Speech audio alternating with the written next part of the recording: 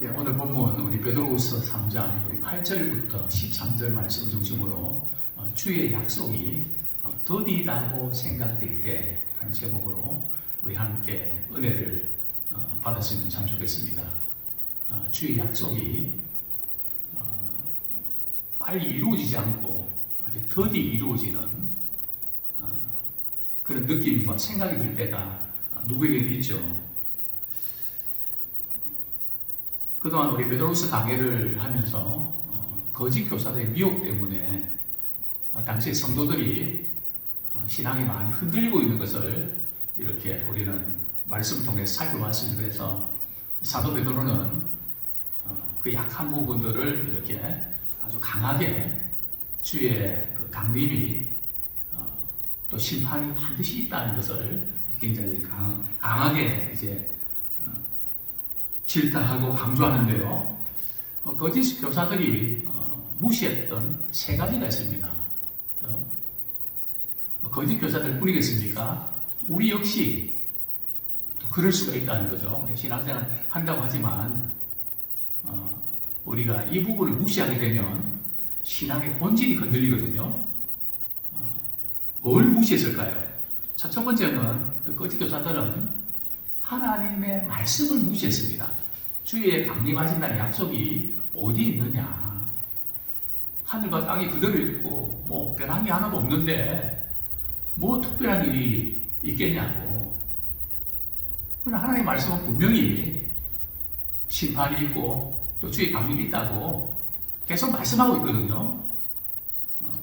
근데 그들은 그걸 어떻게 받아들이나요? 우리 어제도 말씀 생각해 봤지만 베드로후서 3장 5절 말씀 우리 다시 한번 읽겠습니다. 시작. 이는 하늘이 예적부터 있는 것과 땅이 물에서 나와 물로 성립된 것도 하나님의 말씀으로 된 것을 그들이 일부러 잊으려 함이로다. 하늘과 땅을 만드신 분이 하나님이시잖아요. 하나님의 말씀대로 됐잖아요. 노아 홍수 심판도 하나님 말씀대로 되는 거잖아요. 또 주의 강림하신 약속도 하나님의 말씀대로 이루어질 거잖아요. 그런데 거짓 교사들은 말이죠. 그것을 믿고 기억하면 신경이 자꾸 쓰이잖아요. 그래서 월요일부터 토요일까지는 주일날 은혜 받고 말이죠. 뭐 바쁘고 뭐 힘들어서 말씀을 우리가 잊어버릴 수도 있다고 하지만 그건 사실 핑계고요. 이 말씀을 우리가 생각하고 말씀을 마음에 담아두면 신경이 쓰이거든요. 그래서 제가 늘 자주 드리는 말씀, 죄 짓고 싶을 때 주님 눈 좀 감아주세요. 자꾸 우리는 그 말씀을 많이 일부러 잊어버리려고 한단 말이죠. 다른 것에 집중하면서. 뭐 말씀 공부를 하고 뭐가 배우려고 애를 쓰는 건 너무 귀한 일인데 실제 삶 속에서는 그 말씀을 기억하고 생각하면 안 해야 될 것이 있고 포기해야 될 것이 있고 또 금해야 될 것이 있거든요.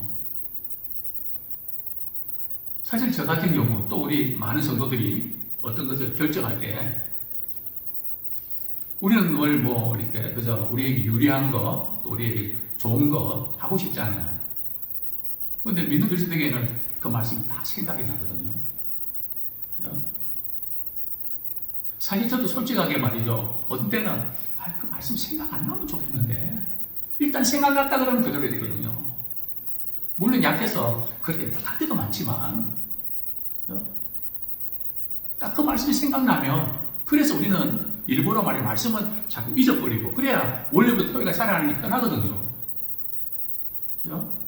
주의 강림하신 약속, 주님 재림하신다는 걸 의식하면 우리가 하루하루 살아가는 게 시간 보내는 게 아무렇게 살 수 없거든요. 주님이 보고 계신데 주님이 듣고 계신데 우리 그것이 분명하게 우리가 그걸 믿는다면 우리 주의 말씀도 그대로 이루어지잖아요. 그렇기 때문에 주의 말씀을 애써 무시해버린다. 자, 두 번째로 거짓 교사들이 무시하는 게 뭘까요? 우리 8절 말씀 우리 8절 말씀 같이 한번 읽겠습니다. 시작. 사랑하는 자들아, 죽기에는 하루가 천년 같고 천년이 하루 같다는 이 한 가지를 잊지 마라. 이게 이제 시편 90편 4절인가요? 거기 나오는 말씀을 인용한 건데요. 하루가 천년이 하루 같다. 그러니까 말이에요. 천년이 하루면 주님이 오실 날이 말이죠. 한참 멀었고 거짓 교사들은 주님 책임이 없다. 주님 그렇게 급하게 오시지 않고 오신다도 늦게 오시고 안 오실 거다. 그러니까 그냥 살아가는 동안에는 신경 쓰지 말고 그냥 내가 오신 분들 살면 되고 그렇게 하면 돼. 이쪽으로 갈 수밖에 없다는 거죠. 그래서 하나님의 시간. 근데 문제는 천년이 하루 같지만 하루가 천년 같지만 또 이제 천년이 하루같이 온다는 겁니다. 이 하나님의 시간. 자세한 건 조금 후에 말씀드리고요. 이것을 무시했죠. 자, 세 번째는 뭘까요? 주의 약속이 더딘데 정말일까? 근데 왜 더딘지 하나님의 성품을 마음을 헤아리지 못한다는 거죠. 그게 뭘까요? 9절 말씀 같이 한번 읽겠습니다. 시작. 주의 약속은 어떤 이들이 더디다고 생각하는 것 같이 더딘 것이 아니라 오직 주께서는 너희를 대하여 오래 참으사 아무도 멸망하지 아니하고 다 회개하기에 이르기를 원하시느니라. 오랫동안 참고 기다리시면서 한 영혼이라도 말이죠. 멸망시키지 않고 회개시켜서 구원하기를 원하시는 그 하나님의 그 심정. 그것을 이해를 못한다는 거죠. 제가 목회하면서 이 말씀이 정말 그렇다. 이전에도 한번 말씀드렸지만 신방 가면 그냥 물을 뿌리는 어떤 할아버지, 그분이 돌아가실 때 거의 다 돼갖고 신방 갔을 때 말씀 못 하시는데 뭔가 자꾸 손짓을 합니다. 뭘 해달라는 뜻이죠. 찬양을 해달라는 뜻이었습니다. 예배 드리고 그런 가운데 그분이 하나님께서 영적 세계를 열어주셔서 이렇게 천국을 보고 오는, 나무를 보고 오는 그런 것을 경험하셨습니다. 춤을 추는 것 같이. 말씀 공부를 한 것도 아니고 그런데 어떻게 말이죠? 이분이 이럴 수가 있을까? 그리고 이제 그 다음에 얼마나 반갑게 점점 회복되고 말이죠. 저는 도저히 이해가 안 됐습니다. 어떻게 이럴 수가 있지? 또 이번에 우리 이정희 사모님, 어머님도 그렇지 않습니까? 물론 그동안에 간부사님 또 예배 드리고 계속 또 이렇게 말씀을 나누시고 또 그러셨지만 어쨌든 하나님께서는 한 영혼이라도 멸망치 않고 회개해서 구원하기를 원하시는 이 하나님의 심정, 하나님의 성품을 그들은 헤아리지 못했다는 거죠. 오늘 첫 번째로 함께 나누고 싶은 것은 주의 약속이 더디다고 생각될 때 먼저 이런 말씀을 좀 드리고 싶습니다. 주의 약속이 더디다고 생각하십니까? 주의 약속이 빨리 이루어진다고 생각하십니까? 혹시 우리 가운데 주의 약속은 약속이지 실제는 그렇게 안 된다고 그렇게 생각하는 분 혹시 없습니까? 어떻습니까? 창세기부터 요한계시록 보면 모세, 다윗,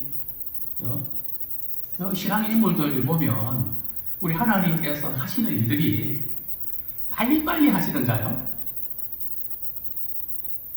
제가 볼 때는 우리 하나님은 대기 만선형인 것 같아요. 아브라함이 말이죠. 갈 때 우리 떠났을 때 75세잖아요. 그러면 그 말씀하시고 나서 말이에요. 내가 후손을 하늘의 별같이 바다의 모래같이 주겠다 했잖아요. 그러면 2, 3년 있다가 주시면 좋잖아요. 75세 떠났는데 이상을 만든 몇 세에 보게 되죠? 100세 아닙니까? 25년이 지났잖아요. 또 모세는요, 80세에 부르잖아요. 80세. 40년도에 한참 여러 힘도 있고, 영향도 있고 그럴 때 말이죠. 쓰지 않으시고, 다 내려놓을 때 말이죠. 하나님은 제가 볼 때 되게 많습니다. 마치 맷돌과 믹서기의 차이입니다. 요즘은 믹서기 익숙하잖아요. 소리를 일으키면, 개그를 일으키면서 말이죠. 빨리 갈아지긴 한데, 맛은 맷돌이 낫나요? 믹서기가 낫나요? 저는 지금도 좀 맷돌로 간 빈대떡을 좀 먹고 싶은, 맛이 달라요. 그런 말이 있죠. 하나님의 맷돌은 더디 갈리지만은 잘게 갈린다. 그러나 믹서기란 말이죠. 빨리 갈리지만, 물론 몇 번 이렇게 하면 또 이렇게 잘게 되지만 뭔가 달라요. 하나님께서 이렇게 일하시는 것은 더딘 것 같아도, 일단 한번 하나님께서 하나님 때가 있거든요. 그 때가 되면 급속도로 이루어집니다. 천년이 하루같이 말이죠. 이것을 우리가 아셔야 돼요. 그래서 우리가 그냥 이렇게 우리 시간 개념으로 생각해서, 야, 언제 이게 이렇게 되겠나? 안 될 것 같아. 내 인생 일이 끝난 것 같아. 그런 생각이 많이 들거든요. 그러나 우리 하나님의 그 때는 말이죠. 우리 생각지 않는 그런 시점에서 천년이 하루같이 하나님께서 급속도로 치유하시고 역사하시는 믿습니다.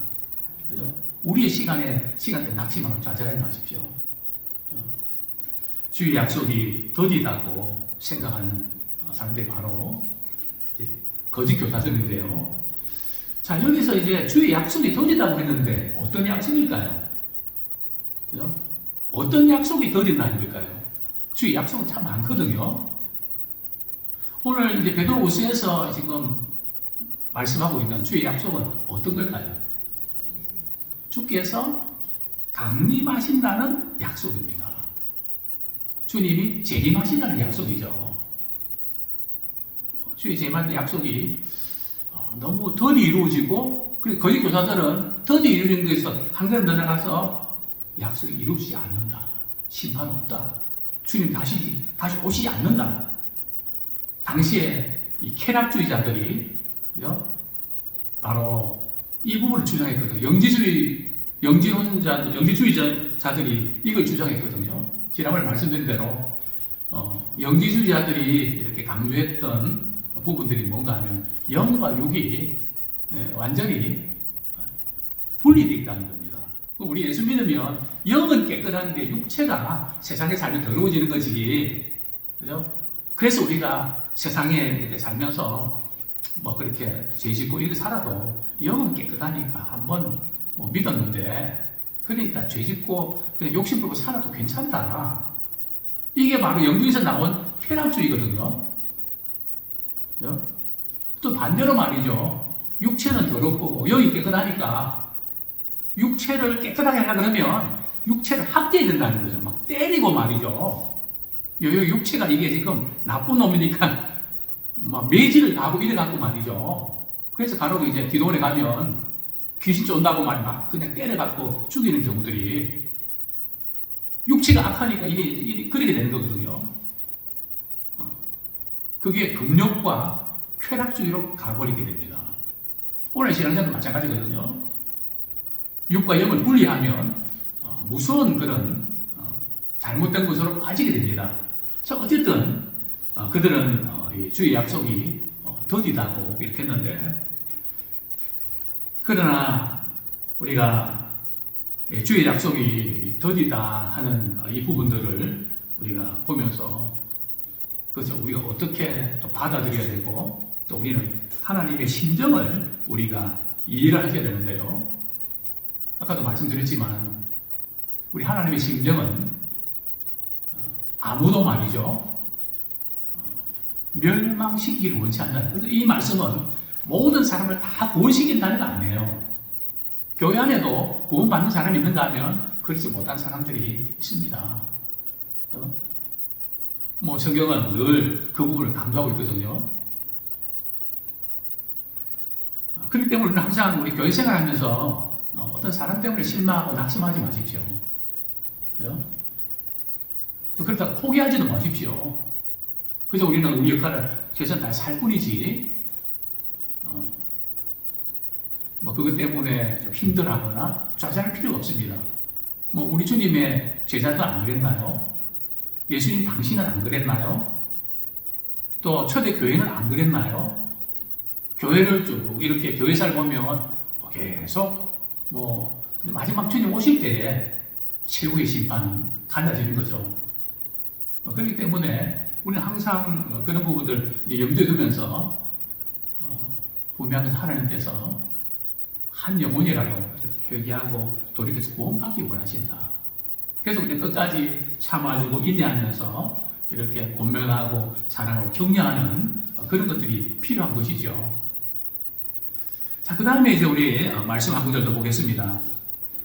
우리 뿐만 아니라 우리가 준비할 때 말이죠. 회개하는 거, 회개 부분을 조금 다루고 싶은데, 저는 많은 분들, 제가 침대를 많이 했습니다. 그래서 침대하면서 여러 가지 상황들이 벌어지는데요. 꼭 드리고 싶은 말씀은 누구를 되게 미워하고 그 미움을 풀지 못하는 분들 있잖아요. 그런 분들 경우에 주님이 불러가실 때 말이죠. 반드시 거치는 코스가 있습니다. 그게 어떤 코스인지 아십니까? 회개를 시킨다는 겁니다.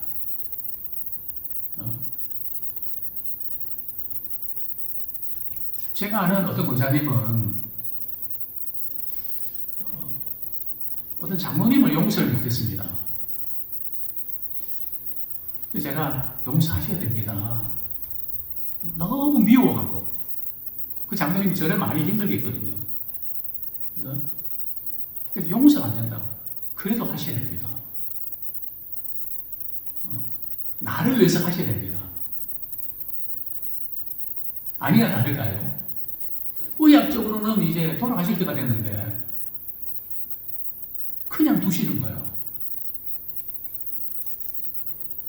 한 3일 동안 말이죠. 막 알아듣지 못한 말로 막 이렇게 기도하는데 무슨 기도를 하는가 하면은 회개 기도를 시키는 거죠. 저는 그거 보고 참 굉장히 놀랐습니다.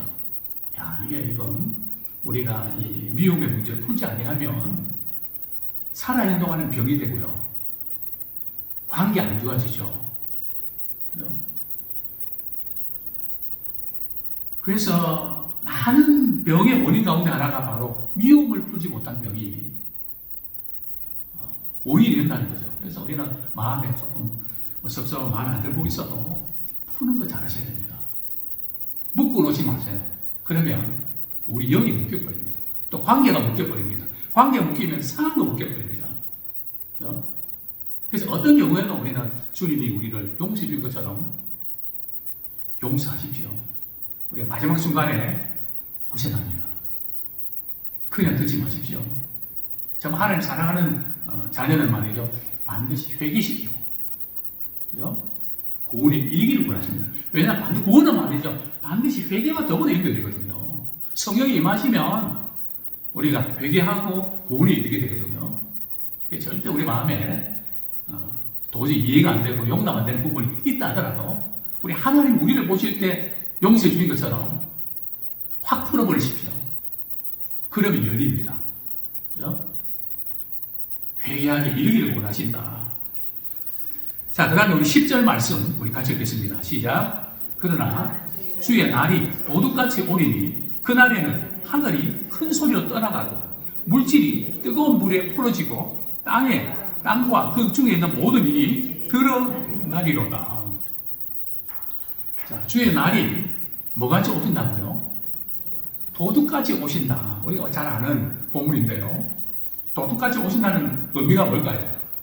도둑이 말이죠. 네, 몇 시에 갈게 전화가 오나요? 예고 없이. 그죠? 그러나 사람이 한참 피곤하고 말이죠. 그럴 때 들어온단 말이죠. 근데 모든 사람에게 도둑같이 오실까요? 어떤 신자에게는 도둑같이 오시는 게 아닙니다. 왜냐하면 성경 말씀을 통해서 구체적인 날짜는 알 수 없어도 그 징조는 하나님의 말씀을 다 보여주셨거든요.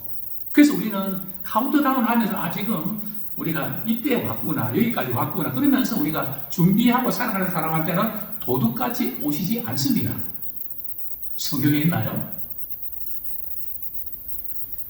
우리 먼저 도둑같이 온다는 의미를 잠깐 한번 살펴보고 또 이렇게 이 부분을 다루겠습니다. 마태복음 24장 43절 44절.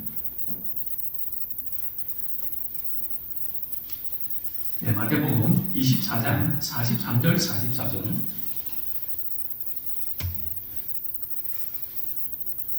같이 읽겠습니다. 시작. 너희도 아는 바니 만일 집주인이 도둑이 어느 시각에 올 줄을 알았더라면 깨어 있어 그 집을 뚫지 못하게 하였으리라. 이러므로 너희도 준비하고 있으라. 생각지 않은 때에 인자가 오리라. 분명히 이제 도둑이 말이죠. 언제 올 줄 알았다면 깨어서 준비하고 있단 말이죠. 데살로니가전서 5장 2절 4절 같이 읽겠습니다. 앞부분입니다.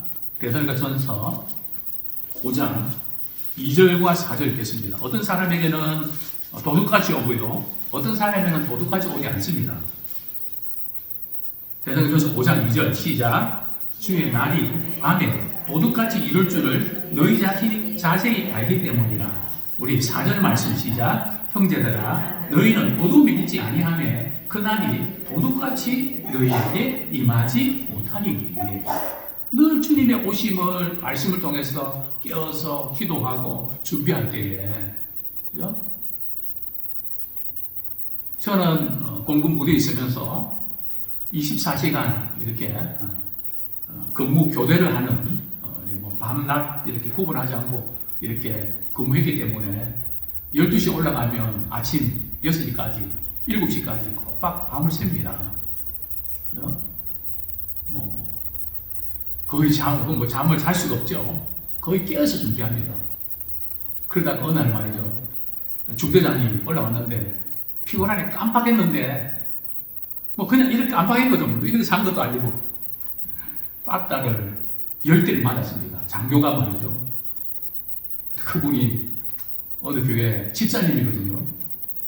제가 얼마나 이렇게 고소고발하면 그분 옷 벗게 되거든요.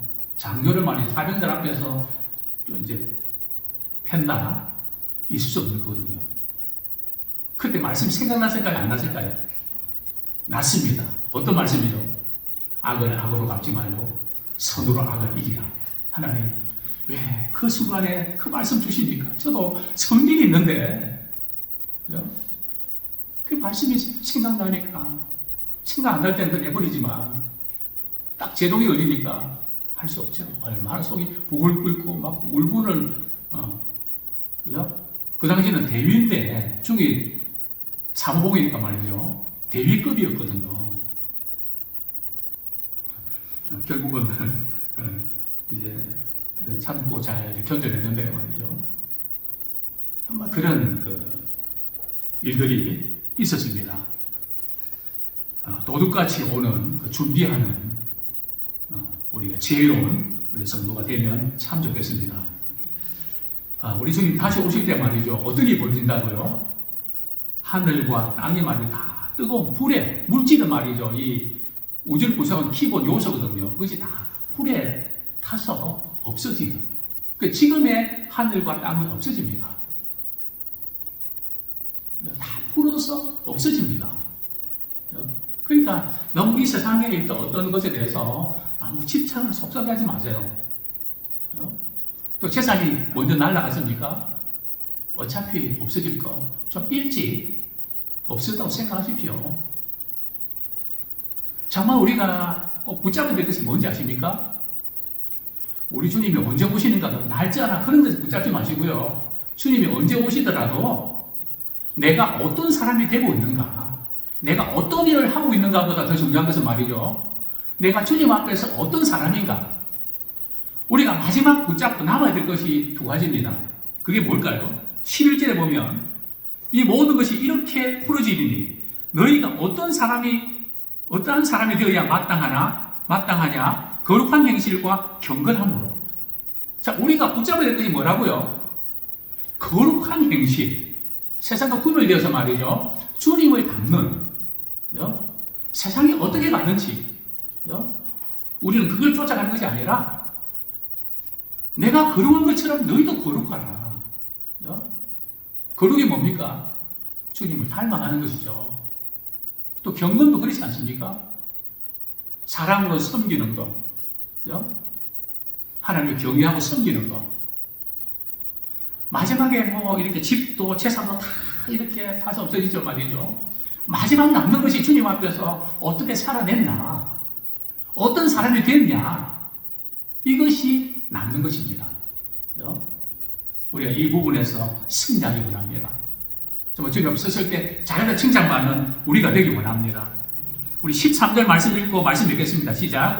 우리는 그의 약속대로 의가 있는 곳인 새하늘과 새 땅을 바라보도다. 주님이 우리에게 주신 하나님이 통치하시는 그 의의 나라, 공의의 나라가 새하늘과 새 땅입니다. 나아가는 목지 귀환성에 들어가니 새하늘과 새 땅을 바라보면서 우리 이 세상에 참 쉽지 않은 시간을 보내지 않습니까? 그때마다 늘 먼저 그의 나라 의를 구하는 거기에 초점 맞추면서 우리가 승리하는 우리가 되기 원합니다.